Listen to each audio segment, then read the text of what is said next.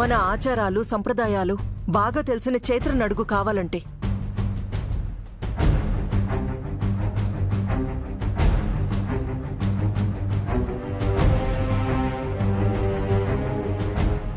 విరాజ్, ఎవరి నమ్మకాలు వాళ్ళవి. నువ్వు మళ్ళీ తాళి కట్టడంలో ఏముందిరా? చైత్ర మెడలోనే కదా మాంగళ్య ధారణ చేసేది. అటు చెప్పకు. నీకు తెలియదన్నయ్యా ఏం జరుగుతుందో. అసలు పొరపాటున తాళి పేరుకుపోయింది. దానికి మళ్ళీ గౌరీ పూజ, మాంగళ్య ధారణ ఇవన్నీ అవసరమా? అవసరం అమ్మా. ఇది నా మాట కాదు, అమ్మవారి ఆజ్ఞ.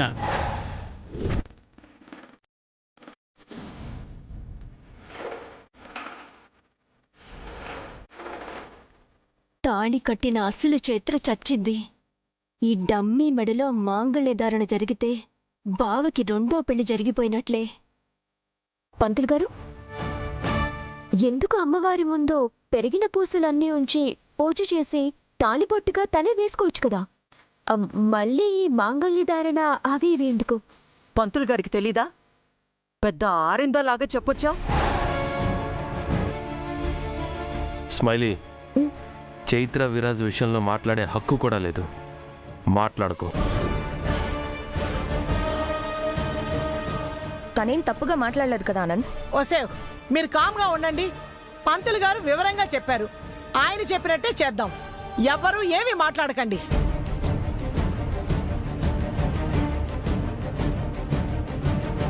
పంతులు గారు, ఆ మాంగళ్య ధారణకి మంచి రోజు ఏమైనా చెప్తారా? వచ్చే శుక్రవారం నాడు చాలా మంచి రోజమ్మా.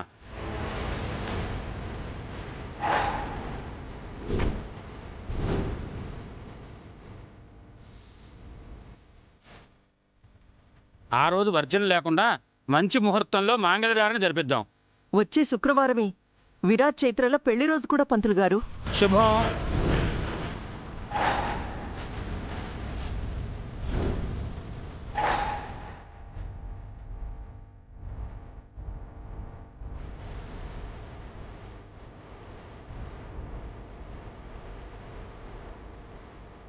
సూపర్గా కలిసి వచ్చింది. విరాజ్, యు ఆర్ లక్కీరా. అవునరా పెద్దోడా, పెళ్లి రోజే తన భార్యను తిరిగి పెళ్లి చేసుకునే అదృష్టం నా మనవడికి వచ్చింది. ఇది అదృష్టం కాదు బామ్మ, దురదృష్టం. ఎలా చెప్పాలి మీకు? ఏమని చెప్పాలి?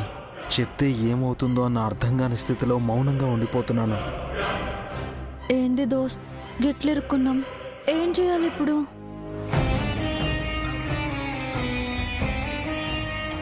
పంతులు గారు, మరి రేపు బోనం చైత్రతో ఎత్తించొచ్చా?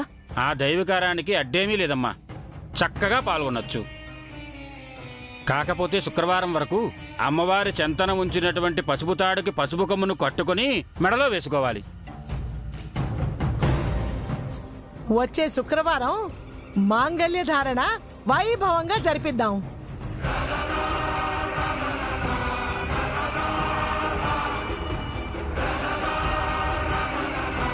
మీ ఇష్టమమ్మా. సరే, నేను వెళ్ళొస్తానమ్మా.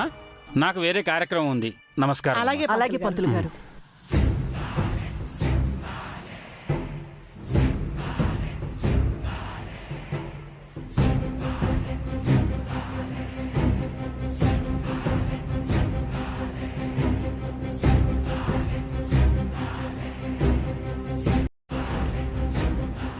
అమ్మ చైత్ర, ఆ పెరిగిపోయిన తాళిచ్చేసి ఈ పసుపు కొమ్ముని నీ మెళ్ళో వేసుకోమ్మా.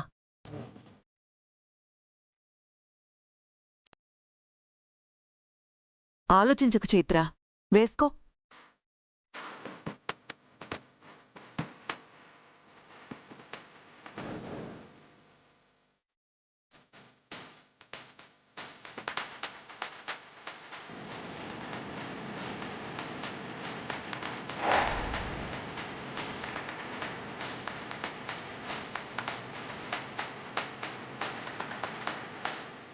విరాజ్, ఈ వారం రోజులు నువ్వు జాగ్రత్తగా ఉండాలి.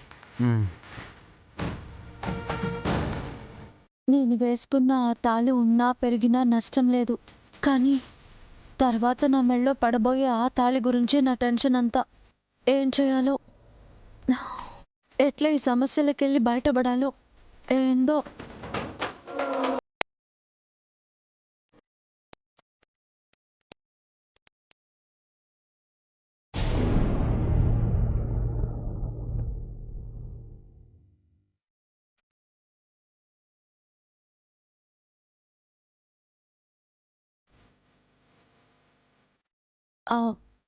దోస్త్, గుబులైపోతున్నావు కదా? నాకు కూడా నీ లెక్కనే ఉంది. అక్కడ ఏం మాట్లాడాలో అర్థం కాలే, ఏం సమజ్గాలే అసలు. ఇదేంటి దోస్త్ అసలు? నాకు నేను ఉత్తినే వేసుకున్న తాళి తెగిపోతే దానికే మీ వాళ్ళు ఇంత ఆగమైపోయిండ్రు. అసలు దానికి నీకు ఏ సంబంధం లేదు. అదేమైపోతే ఏంది? అది నీకు నాకు తెలుసు, వాళ్ళకి తెలియదు కదా. నువ్వు చెప్పేది నిజమే దోస్త్. ఇందాక గాతాలికి ఇప్పుడు ఈ పసుపు తాడికి ఎటువంటి తేడాలే, రెండూ ఒకటేగా. నువ్వు వీటి గురించి ఆలోచిస్తున్నావు, నేను వచ్చే వారం కట్టాల్సిన తాళి గురించి ఆలోచిస్తున్నాను. ఆ తాళి నీ అంతట నువ్వు వేసుకో. నా చేత్తో నేను మంత్రాల సాక్షిగా పంతుల సమక్షంలో మా వాళ్ళందరి ముందు నీ మెడలో 3 ముళ్ళు వేయాలి. మన జీవితాలు వేరు, మన గమ్యాలు వేరని మా వాళ్ళకి తెలీదు. అందుకే ఇలాంటి కార్యం తలపెట్టారు. దీన్ని ఎలాగైనా ఆపాలి, ఆపకపోతే మన జీవితాలు ఏమైపోతాయోనని భయమేస్తోంది. నా ఈ పరిస్థితికి కారణం నేను. మనిద్దరం ఎప్పటికీ కలవని భూమి ఆకాశం లాంటి వాళ్ళం.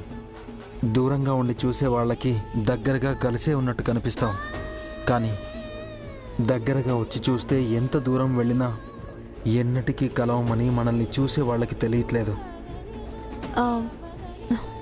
నా జీవితంలో చైత్ర తప్పించి ఎవరు ఉండకూడదని నిన్ను చైత్రలా నమ్మిస్తున్నాను. ఇప్పుడు అదే మనకి సమస్యలా మారింది. ఈ సమస్య నుంచి ఎలాగైనా బయటపడాలి. అవును దోస్త్, ఎట్లయినా ఈ గండం నుంచి బయటపడాలా. నువ్వే ఏదో ఒకటి చేయాలా. ఇందులో నుంచి బయటపడడానికి నాకే దారి కనిపించట్లేదు. ఏం చేయాలో కూడా అర్థం కాక బ్లాంక్లో ఉన్నాను. అట్లనకు దోస్త్, నువ్వు దలుచుకుంటే ఏదో ఒకటి చేస్తావు. నాకా నమ్మకం ఉంది. లేకుంటే ఇద్దరు జీవితాలు ఏమైపోతాయో నువ్వే ఆలోచించు.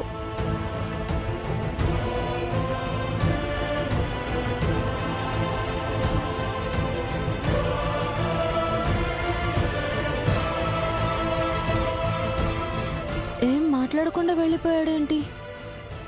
ఏం చేస్తాడు? ఇది నేను ఊహించని పరీక్ష. ఎట్లా దీన్ని దాటుతానో తెలియదే. అసలు ముందు ముందు ఏమవుతుందో ఏందో.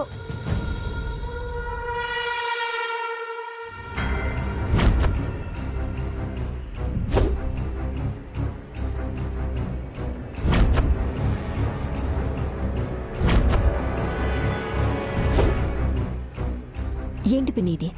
ఏం జరుగుతోంది మన ఇంట్లో? దాని మెడలో తాళే పెద్ద నాటకం. అది పేరుకుపోయిందని మళ్ళీ విరాట్ చేత ఈ డమ్మీ దాని మెడలో తాళి కట్టించడం ఏంటి?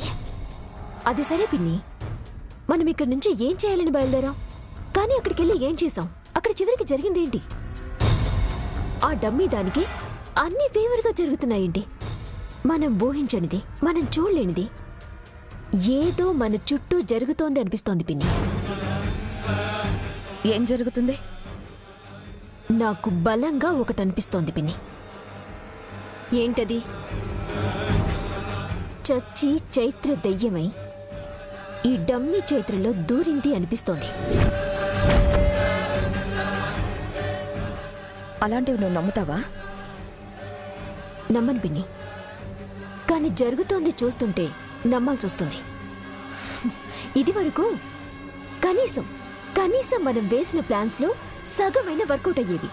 కానీ ఈ మధ్యన ఈ డమ్మీ చైత్ర వచ్చిన తర్వాత ఒక్క ప్లాన్ అయినా వర్కౌట్ అవ్వకపోగా అన్ని ప్లాన్లు రివర్స్ అవుతున్నాయి. చూడు, ఈ రోజు మనం ఆ నగల గురించి వెళ్ళాం, కానీ దానికి మళ్ళీ మాంగళ్య ధారణ అయ్యింది. ప్లాన్ రివర్స్ అయిపోలే. ఇదంతా ఏంటసలు? అంతా నా కర్మ. మీరేదో ఆ నగల విషయంలో కల్పించుకుంటారని నేను మిమ్మల్ని పిలిస్తే అదే నేను చేసిన పెద్ద తప్పు. అలా అంటావేంటే? ఇంకేమనాలి? ఎన్నానాలి? అసలు మిమ్మల్ని పిలవకుండా నోరు మూసుకునున్నా బాగుండేది. అసలు అలా అవుతుందని మేము అనుకోలేదే. ఆ, అనుకోరు. అసలు మీరు నా జీవితాన్ని బాగు చేయడానికే చూస్తున్నారా, నాశనం చేయడానికే చూస్తున్నారు? అంత మాట అంటే వింటిలయ్యా, మేమేం చేసినా నీ బాగు కోసమే కదా. అలా అనిపించట్లేదు. నన్ను నా జీవితాన్ని నాశనం చేసి ఆ డమ్మీ దాన్ని సేవ్ చేయడానికి ట్రై చేస్తున్నారనిపిస్తుంది. అలా ఎందుకు చేస్తామే? లేకపోతే అది బావ చేత బొట్టు పెట్టించుకోవడం ఆపడం కోసం నేను మీకు సైగ చేశాను. కానీ దాని మెళ్ళో బావ చేతే 3 ముళ్ళు వేసేలా చేశారు. విరాజ్ దాని మెడలో తాళి కట్టడే. అవును, మేమున్నంత వరకు అలాంటి పని ఎలా జరగనిస్తాం? ఇప్పటి వరకు ఎన్ని ప్లాన్స్ వేశారు? ఏ ప్లాన్ అయినా వర్కౌట్ అయిందా? అది అదృష్టంతో బతికిపోయింది. కానీ ఆ అదృష్టం ఎప్పుడు దాని వైపు ఉండదే. దురదృష్టం మన వైపు ఏడ్చింది కదా. ఈసారి అలానే జరిగితే బావ పక్కన నా స్థానం ఉండదు. ఇంకెప్పటికీ బావకి భార్యనే కాలేను. అలా జరగదులయ్యా. విరాజ్ ఎప్పటికీ నీవాడే. బావ నా వాడవ్వాలంటే అది వచ్చే శుక్రవారం లోపు ఇక్కడ ఉండకూడదు. అదిక్కడుంటే ఎలాగైనా అత్తయ్య బావ చేత దాని మెళ్ళో మాంగళ్య ధారణ జరిపిస్తుంది. దాన్ని పంపించడం కోసం ఏదో ఒకటి చెయ్యాలి.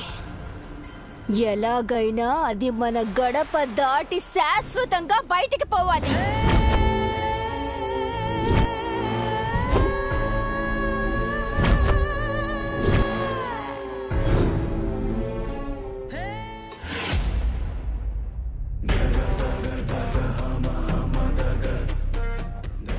ఏం దేశాయ్, ఇన్ఫర్మేషన్ ఏమైనా తెలిసిందా? తెలిసిందోరా. ఎక్కడ? ఆ నలుగురు ఎక్కడ నక్కిర్రు? ఆ నలుగురు ఇన్ఫర్మేషన్ తెలియలేదు. కేవలం 3 ఇన్ఫర్మేషన్ మాత్రమే తెలిసిందోరా. ఎవరెవల్ది? బలగం రాములు, బలగం తులసి, బలగం రాబిన్ హుడ్. వీళ్ళ వివరాలు మాత్రమే తెలిసాయి. బలగం వాలకనంత దాని వివరాలేం రాలేదా?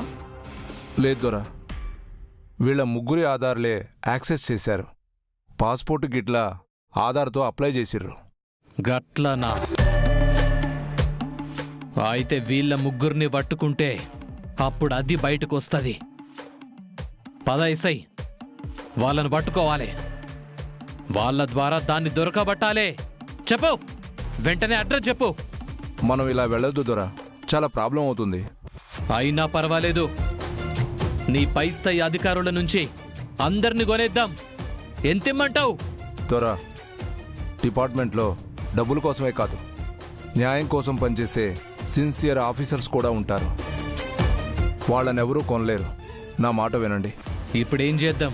వాళ్ళ దగ్గరికి వెరిఫికేషన్కి వెళ్లే పోలీసులాగా నేను వెళ్ళి పట్టుకుంటాను దొరా.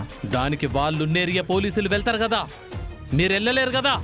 దొరా, మీకు ఎలాగైనా వాళ్ళని నేను మీకు అప్పగిస్తాను. లేదెస్సాయి, నీకు వాళ్ళ ముచ్చట తెలవది. చిన్న అనుమానం గిట్లా వచ్చినా వాళ్ళు ఎస్కేప్ అయిపోతారు. పద, వెంటనే పోయాలని పట్టుకుందాం. నీకు డబుల్ అమౌంట్ ఇస్తా. పద పోదాం. దొరా, తొందరపడకండి. మీరు పెట్టిన కేసు ద్వారా వాళ్ళని నేను పట్టుకొని నేనే మీకు అప్పగిస్తాను. సరే, గట్ల అప్పగించినావంటే డబుల్ కాదు, 3 అమౌంట్ ఇస్తా. వాళ్ళతో ఇప్పుడే మాట్లాడి అడ్రస్ తెలుసుకో. వాళ్ళు మీకు ఇచ్చిన అడ్రస్లనే ఉన్నారో లేదో కన్ఫర్మ్ చేసుకో. కట్టనే దొరా.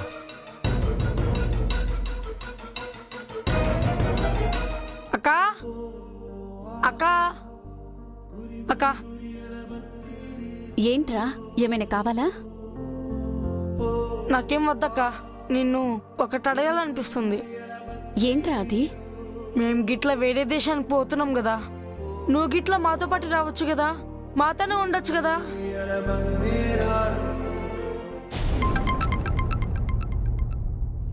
హలో హలో, ఎవరు మీరు? ప్రకాష్ నగర్ పోలీస్ స్టేషన్ నుంచి మాట్లాడుతున్నాను. పోలీస్ స్టేషన్ నుంచా? అవును. మీ ఇంటి అడ్రస్ నుంచి బలగం రాములు, బలగం తులసి, బలగం రాబిన్హుడ్ అనేవాళ్ళు పాస్పోర్ట్కి అప్లై చేశారు. అవునండి. కానీ ఇంత త్వరగా మీ దగ్గరికి అప్లికేషన్ వచ్చేసిందా? వచ్చింది. తత్కాల్లో పాస్పోర్ట్ అప్లై చేశారు. అలాగా? మా పై అధికారులు తొందరగా ఈ పాస్పోర్ట్ ఇప్పించాలని చెప్పారు. అందుకే మీకు ఫోన్ చేశాను. అవునండి, వీళ్ళకి కొంచెం త్వరగా పాస్పోర్ట్ కావాలి. అట్లనే ఇస్తామని చెప్పు. అట్లనే ఇచ్చేద్దాం. మీరుండే అడ్రస్సు ఇక్కడ ఇచ్చిన దాని ప్రకారం ప్రకాష్ నగర్ 2nd లైన్ ఇదేనా? అవును సార్, ఇదే. అందరూ ఆ అడ్రస్లోనే ఉన్నారు కదా? ఇక్కడే ఉన్నారు సార్. సరే, వెరిఫికేషన్ కోసం వస్తాం. అలాగే సార్, రండి. మీరు ఎక్కడికి వెళ్ళకండి మరి. లేదు సార్, ఎక్కడికి వెళ్ళరు, ఇక్కడే ఉంటారు, వచ్చేయండి. ఓకే, అలాగే. ఓకే అండి. ఏమన్నారు? మీకు ఇచ్చిన అడ్రస్లోనే ఉన్నారా? ఇదే అడ్రస్లో ఉన్నారు సార్. అయితే వెంటనే పదండి, వాళ్ళని పట్టుకుందాం. సార్, మీరు తొందరపడద్దు, నేనే వాళ్ళని పట్టుకుంటాను. మీరు ఇస్తానన్న డబ్బులు తీసుకొని మీరు నా స్టేషన్ దగ్గరకు రండి చాలు. సరే, గట్లనే గాని. అలాగే సార్, జాగ్రత్త.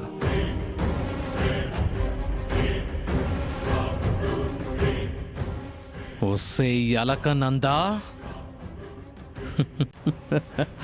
ఇప్పుడెట్లా తప్పించుకుంటావే? పోలీసులు చూడేందమ్మా? వెరిఫికేషన్ కోసం తాతగారు. వెరిఫికేషన్ ఏంది మధురా? ఏం లేదండి, పాస్పోర్ట్కి అప్లికేషన్ పెట్టింది మీరేనా, మీరున్న అడ్రస్ కరెక్టేనా అని ఎంక్వైరీ చేస్తారు. అంతే కదమ్మా. అంతకు మించి ఏముండదు తాతగారు. పోలీసులంటే గుబులైతుందమ్మా. ఎందుకండి? గాళ్ళు కాళ్ళకేస్తే తలకి, తలకేస్తే కాళ్ళకి అన్నట్టు ప్రశ్నలు అడుగుతారు. ఏం చెప్పాలా అని మా కంగారు. మా కథ వాళ్ళకి చెప్పలేం కదా. అలా ఏముండదు తాతగారు, విరాజ్కి తెలిసిన ఆఫీసర్తో మాట్లాడి మేనేజ్ చేస్తానులేండి. మరి పోలీసులు వస్తుండ్రని విరాజ్ బాబుకి నందుకి చెప్పినావమ్మా? ఇంకా లేదండి. ఒకసారి చెప్పమ్మా. అలాగే.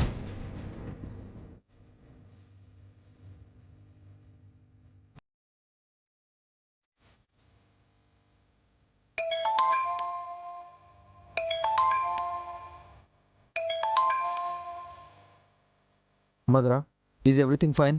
అంతా ఓకే విరాజ్. సడన్గా నీ ఫోన్ వచ్చేసరికి ఏమైందో అని కంగారు పడ్డాను. అలాంటిదేం లేదులే, కానీ పోలీసుల నుంచి ఫోన్ వచ్చింది. పోలీసుల నుంచి ఫోన్ రావడం ఏంటి? పాస్పోర్ట్ వెరిఫికేషన్ కోసం వస్తున్నారంట. పాస్పోర్ట్ వెరిఫికేషనా? ఇంత త్వరగా వెరిఫికేషన్కి రావడం ఏంటి? తత్కాల్లో పాస్పోర్ట్ అప్లై చేశారంట. మన కరుణ కూడా తెలిసిన వాళ్ళతో అప్లికేషన్ని స్పీడప్ చేయించుంటుంది. ఓహ్, వెరీ గుడ్. దోస్త్, ఏమైంది? మధురా, 1 minute. పాస్పోర్ట్ అప్లికేషన్స్ ఫాస్ట్గా మూవ్ అయిపోయాయి. పోలీసులు వెరిఫికేషన్ కోసం వస్తున్నామని మధురకి ఫోన్ చేశారంట. మస్తు ఖుషి న్యూస్ చెప్పినావు దోస్తు. ఈ పాస్పోర్ట్స్ అయిపోయేలోపు వీసా అరేంజ్మెంట్స్ కూడా చేసేయాలి. అదొక్కటైపోతే ఇంకన్నీ అయిపోయినట్టే. గా పని చేసి పుణ్యం కట్టుకో దోస్త్. విరాజ్, మధుర, ఇక్కడ తులసి గారు పోలీసులు వస్తున్నారని కొంచెం కంగారు పడుతున్నారు. పోలీసులు వస్తే వాళ్ళెందుకు కంగారు పడుతున్నారు? దోస్త్ నేను ఒకసారి మాట్లాడతా. మధురా, అమ్మకు ఒకసారి ఫోన్ ఇవా. ఒక్క నిమిషం, నందు మాట్లాడుతుందంట. నందు, గా పోలీసులకు భయపడుడేందే? ఏమోనే, కంగారైతుంది. మనమేం తప్పు చేసినామే కంగారు బండికి? అవునే, మనం ఏ తప్పు చేయలే, కానీ ఏదో తెలియని గుబులు. అమ్మా, గా పోలీసులు వచ్చేది పాస్పోర్ట్ వెరిఫికేషన్ కోసం. వాళ్ళ అప్లికేషన్లో మనం ఉన్నామా లేదా అని చూసుకుంటారు. ఎప్పటి నుంచి ఉంటారు, ఏం చేస్తారు అని అడుగుతారు. గదంతా మధుర చూసుకుంటదిలే. గంతేనా? గంతేనే. అంటే బాన్స్వాడ గురించి అడుగుతారేమోనని తాత కొంచెం గుబులైతున్నాడే. ఏందే మీరు? చిన్నదానికి గింత ఫికర్ అయితే ఎట్లా? మనమేం మోసం చేస్తలేంగా, బాన్సువాడకు వెళ్తలేం కాబట్టి గేన్నే ఉంటున్నామని చిన్న అబద్ధం చెప్తాం గంతే. మనమేదో తప్పు చేసి గీన్ నుంచి పారిపోవట్లే, గా రాక్షసుడు కాని నుంచి మనల్ని మనం కాపాడుకోవడానికి వెళ్తున్నాం గంతే అమ్మా. అవుముల్లా, కానీ అంతేనే, నువ్వు గిట్ల ఏం భయపడకు. ఆహాహా, అమ్మా, ఇంకో విషయం, నేను దోస్తు మన ఇంటికి వస్తున్నాం. నువ్వు వస్తున్నావా? నువ్వు వస్తే మాకే ఫికరు ఉండదే. సరే గాని మద్రకు పోనీ. నందు మాట్లాడుతుందట. నందు, మధురా, నేను దోస్తు ఇంటికే వస్తున్నాం. అలాగే నందు, త్వరగా వచ్చేయండి. గట్లనే ఉంటా. నందు విరాజ్ వస్తున్నారంట, మీరేం కంగారు పడకండి. త్వరగా వెళ్ళొచ్చేద్దాం. పద. అత్తయ్య గారు, రేపు బోనాలు కదా, అమ్మవారికి ఈ చీర బాగుంటుంది కదా? బ్రహ్మాండంగా ఉంటుంది గోమతి. మొదటిసారి చైత్ర బోనం ఎత్తుతుంది. అమ్మవారికి బంగారు కలశాన్ని పెడదాం అత్తయ్య గారు. బంగారు కలశం పెట్టకపోతే ఎలా గోమతి? ఈ ఇంటి కోడలు బోనం ఎత్తుతుంది అంటే మన స్థాయిలోనే ఉండాలి కదా. అయితే కంసాలతో మాట్లాడతాను అత్తయ్య గారు.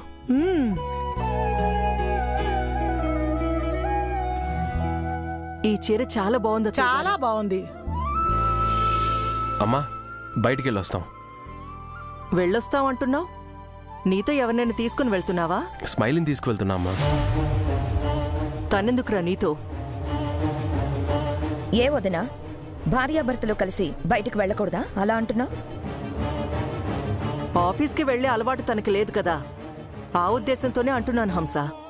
ఆఫీస్కి వెళ్ళటం లేదమ్మా, చిన్న పనుండి బయటికి వెళ్తున్నావు అత్తయ్య.